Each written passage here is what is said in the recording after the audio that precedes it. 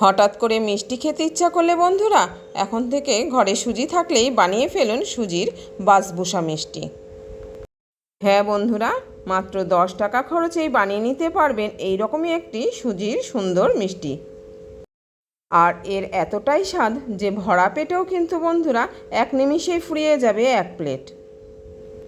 তো বন্ধুরা, আমি সোমা হ্যাপি ফ্যামিলির পক্ষ থেকে আপনাদের সকলকে স্বাগত। চলে এসেছি আজকে আমি আরও নতুন একটা রেসিপি নিয়ে। আজ আমি আপনাদের সঙ্গে শেয়ার করব সুজি দিয়ে তৈরি বাসবুসা মিষ্টি বা সুজির মিষ্টি কেক রেসিপি। আর এই যে বন্ধুরা, এখানে কিন্তু আমি 10 টাকা দামের একটা সুজির প্যাকেট নিয়ে নিয়েছি। এখন এই প্যাকেটের সুজিটাকে আমি ঢেলে নিলাম একটা মিক্সি জারের মধ্যে। এই যে বন্ধুরা, এখানে আমি মিক্সি জার নিয়ে নিয়েছি, এর মধ্যে এখন সুজিটাকে আমি ঢেলে নিলাম। যেহেতু এটা মোটা দানার সুজি আছে তাই একবার এটাকে একটু ঘুরিয়ে নেব। তবে একদম ডাস্ট করতে হবে না, একটু দানা দানা রাখতে হবে। আর এর সঙ্গে দিয়ে দিলাম আমি পরিমাণ মতো লবণ, আর দিয়ে দিলাম স্বাদ অনুযায়ী 2 চামচ চিনি। চিনি কিন্তু আমার পরেও লাগবে, এখন আমি 2 চামচই দিলাম। এবার মিক্সি জারে ঢাকাটা বন্ধ করে আমি এটাকে একবার ঘুরিয়ে নেব। আর এই যে দেখুন বন্ধুরা, এটা কিন্তু আমার হয়ে গেছে। এখন এই সুজির গুঁড়োটাকে আমি একটা বড় পাত্রে ঢেলে নিলাম। এই যে বন্ধুরা, এখানে আমি একটা বড় পাত্র নিয়ে নিয়েছি, এর মধ্যে এখন আমি এই গুঁড়ো সুজিটাকে ঢেলে নিলাম। আর একটু লক্ষ্য করে দেখুন, এটা কিন্তু বেশ দানা দানা আছে। এই রকম একটু দানা দানা রাখতে হবে। আর বন্ধুরা, ভিডিওটা কিন্তু কেউ স্কিপ করে দেখবেন না, একটা লাইক দিয়ে সম্পূর্ণ দেখার অনুরোধ রইল। আপনাদের একটা লাইক কিন্তু বন্ধুরা আমার এই চলার পথে অনেকটাই গুরুত্বপূর্ণ। এই লাইকটা দিতে কিন্তু কেউ বন্ধুরা কখনোই ভুলবেন না। এবার এই সুজির মধ্যে আমি দিয়ে দিলাম টক দই। এখানে আমি যতটা পরিমাণে সুজি নিয়েছি তার হাফ পরিমাণে টক দই দিয়ে দিলাম। তবে খেয়াল রাখতে হবে টক দইয়ে টকের পরিমাণ যেন খুব একটা বেশি না হয়। এখন আমি এর মধ্যে দিয়ে দিলাম 2 থেকে 3 চামচ নারকেল কোড়া। তবে এই নারকেলের পরিবর্তে আপনারা বাজার থেকে কেনা নারকেলের গুঁড়োও ব্যবহার করতে পারেন। এখন এই সবগুলো উপকরণকে ভালো করে মিশিয়ে নিতে হবে। আর আমি এখানে একটা হ্যান্ড ব্লেন্ডার দিয়ে ভালো করে এটাকে মিশিয়ে নিলাম। আর এখানে আমি নিয়ে নিয়েছি বড় কাপের 1 কাপ পরিমাণ উষ্ণ গরম দুধ। এখন অল্প অল্প করে দুধ মিশিয়ে এই সুজিটাকে দিয়ে একটা ব্যাটার তৈরি করে নিতে হবে। তবে দুধটা কিন্তু একেবারে দেওয়া যাবে না, অল্প অল্প করে মেশাতে হবে আর এইভাবে নাড়তে হবে। এটাকে এমনভাবে মেশাতে হবে যাতে সুজির মধ্যে কোনো লাম্পস বা গুটি না থাকে। আর এইভাবে আমি অল্প অল্প করে দুধ দিয়ে এটাকে ভালো করে মিশিয়ে নিলাম।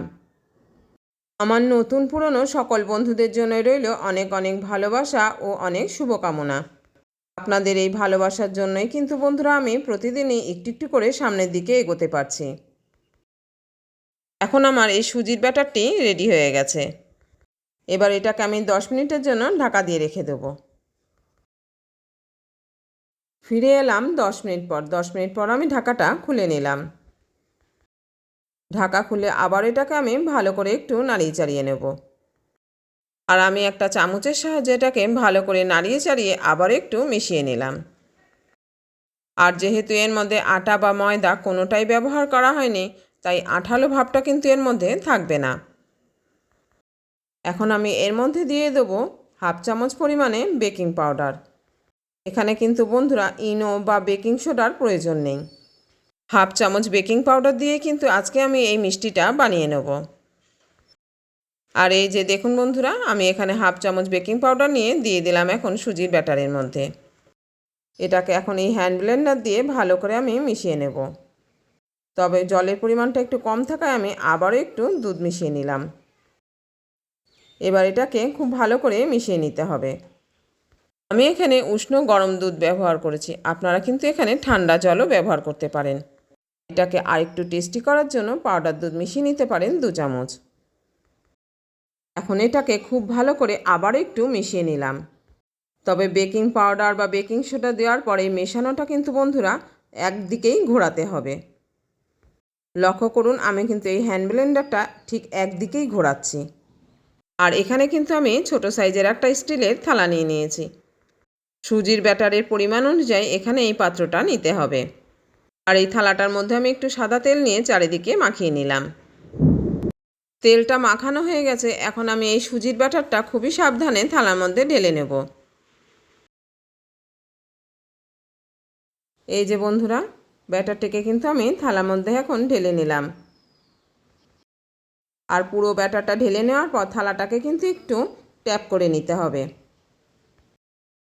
এই যে ঠিক এইভাবে থালার দুপাশটা ধরে একটু নাড়িয়ে নিতে হবে ট্যাপ ট্যাপ করে, যাতে করে ভিতরে কোনো বাতাস থাকলে সেটা বেরিয়ে যায়। আর এদিকে গ্যাস ওভেনে আমি একটা কড়াই বসিয়ে কড়াইটাকে প্রিহিট করে নিয়েছি। কড়াইয়ের মধ্যে কিন্তু একটা স্ট্যান্ডও বসিয়ে দিয়েছি। এখন খুবই সাবধানে এই থালাটাকে আমি রেখে দিলাম কড়াইতে রাখা স্ট্যান্ডের উপর। আর এটাকে ঢাকা দিয়ে রেখে দিতে হবে 20 থেকে 25 মিনিট। 25 মিনিট পর এটাকে একটু চেক করে নিয়ে যদি না হয়ে থাকে এটাকে কিন্তু আরও 5-7 মিনিট আবারও ঢেকে দিতে হবে।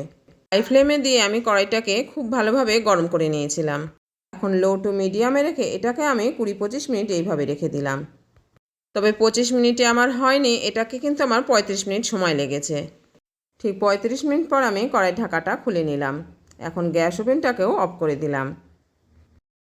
আর এটাকে খুব সাবধানে আমি তুলে নিলাম অন্য জায়গায়। এটাকে এখন একটু ঠান্ডা করে নিতে হবে। এই যে বন্ধুরা, থালাটাকে আমি তুলে নিয়েছি অন্য জায়গায়। এখন এটাকে একটু ঠান্ডা করে নেব। আর এটা কত সুন্দর হয়েছে দেখুন। উপর পিঠটা কিন্তু অনেকটাই ফাটা ফাটা হয়ে গেছে। এবার আমি একটা কাঁটা চামচের সাহায্যে এর উপর পিঠটায় অনেকগুলো ছিদ্র করে নেব। এই যে ঠিক এইভাবে কাঁটা চামচটা দিয়ে অনেকগুলো ছিদ্র করে নিতে হবে। আজকে যদি আমার পরিবারে কোনো নতুন বন্ধু এসে থাকেন আর এই রেসিপিটা যদি আপনাদের একটু হলেও ভালো লেগে থাকে, তাহলে আমার অনুরোধ রইল বন্ধুরা, চ্যানেলটিকে সাবস্ক্রাইব করে আমার পাশে থাকার জন্য। আর সময় ও নিয়ম মেনেই কিন্তু আমিও ঠিক পৌঁছে যাব আপনার পরিবারে। এখন এই কেকটির উপর কিন্তু আমি অসংখ্য ছিদ্র করে নিয়েছি। আর এদিকে গ্যাস ওভেনে আমি একটা পাত্রও বসিয়ে দিয়েছি। আর এই পাত্রের মধ্যে কিন্তু আমি 1 কাপ জল নিয়েছি। এখন হাফ কাপ পরিমাণে চিনি আমি দিয়ে দিলাম এই জলের মধ্যে। এটাকে খুব ভালো করে গরম করে নিয়ে চিনিটাকে মিশিয়ে নিতে হবে। তবে এটাকে শিরা তৈরি করব না, জাস্ট সিরাপ তৈরি করব। চিনির একটা সিরাপ হবে। এই যে বন্ধুরা, খুব ভালোভাবে এটাকে ফুটিয়ে নিয়েছি। চিনিটা কিন্তু এখন খুব ভালোভাবেই গুলে গেছে। আর চিনিটা গুলে যাওয়ার পর আরও 5 মিনিট এটাকে ভালো করে ফুটিয়ে নেব। আর একটা ছুরির সাহায্যে আমি এই কেকের চারিপাশটা একটু ছাড়িয়ে নিলাম। এটা খুব বেশি কষ্ট হবে না, একটু চাপ দিলেই কিন্তু এটা ছেড়ে যাবে চারিদিক দিয়ে। 5 মিনিট ফুটিয়ে নেওয়ার পর আমি গ্যাস ওভেনটাকে অফ করে দিলাম। এখন এই গরম অবস্থাতেই আমি এই শিরাটাকে চামচে করে অল্প অল্প পরিমাণে দিয়ে দেবো এই কেকের উপর। আপনারা এই সিরাপটা তৈরি করার সময় কিন্তু 2টো এলাচ ফাটিয়ে দিতে পারেন, তাতে এর সেন্টটা আরও ভালো হবে। আর বন্ধুরা, এই মিষ্টিটা এতটাই টেস্টি হয় খেতে যে খাওয়ার পরেও ভরা পেটেও কিন্তু 1 প্লেট খেয়ে ফেলা যায়। আর এই রকম একটা সুন্দর মিষ্টি বাচ্চারা পেলে তো খুবই খুশি। আর আমি কিন্তু বন্ধুরা এটাকে বানিয়েছিলাম কাল রাত্রে ডিনারের পর। আর বানানোর পর এটা কীরকম হয়েছিল একটু টেস্ট করতে দিয়েছিলাম বরমশাই ও ছেলেকে। আর এটা এতটাই ভালো হয়েছিল যে 3 জনে মিলেই রাতেই পুরো প্লেটটাই ফাঁকা করে দিলাম। আর তাতেও কম পড়ে গেল।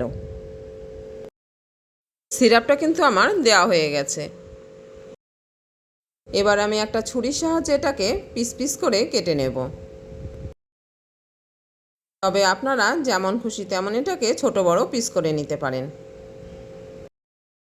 আমি কিন্তু এগুলোকে সন্দেশের মতো করে চৌকো চৌকো পিস করে নিয়েছি।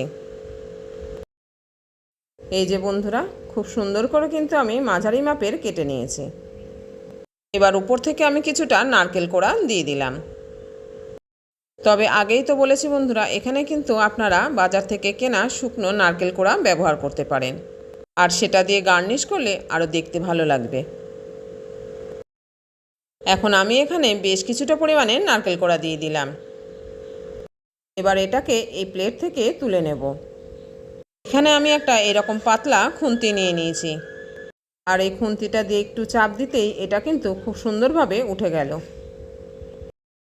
এই যে দেখুন বন্ধুরা, কত সুন্দরভাবে এটা একদম প্লেট থেকে ছাড়িয়ে যাচ্ছে। নিচে তেল দেওয়ার জন্য কিন্তু এটা একটুও থালার সাথে আটকে যায়নি। উপর থেকে দেখে মনে হচ্ছে এটা থালার সাথে জড়িয়ে গেছে, কিন্তু একটুও আটকে যায়নি। এই যে দেখুন বন্ধুরা, কতটা সুন্দর পুরোটাই থালা থেকে কিন্তু ছেড়ে উঠে গেল। আর এই সুজির তৈরি বাসভূষা মিষ্টিটা কিন্তু খুবই নরম ও তুলতুলে হয়েছিল। এই যে দেখুন বন্ধুরা, আমি একটা হাতে নিয়ে আপনাদের একটু দেখিয়ে দিচ্ছি এটা কতটা নরম ও তুলতুলে। মুখে দেওয়ার সাথে সাথে কিন্তু এটা একদমই মিলিয়ে গেছে। তাহলে বন্ধুরা, আজকে সুজির তৈরি বাসভূষা মিষ্টি আপনাদের কীরকম লাগলো জানাতে কিন্তু ভুলবেন না। ভালো লেগে থাকলে লাইক, কমেন্ট ও শেয়ার করবেন। আর চ্যানেলে নতুন বন্ধু এসে থাকলে চ্যানেলটিকে সাবস্ক্রাইব করে অবশ্যই আমার পাশে থাকবেন। আজ এই পর্যন্ত বন্ধুরা, ফিরে আসি পরের ভিডিওতে অন্য রেসিপি নিয়ে। ধন্যবাদ।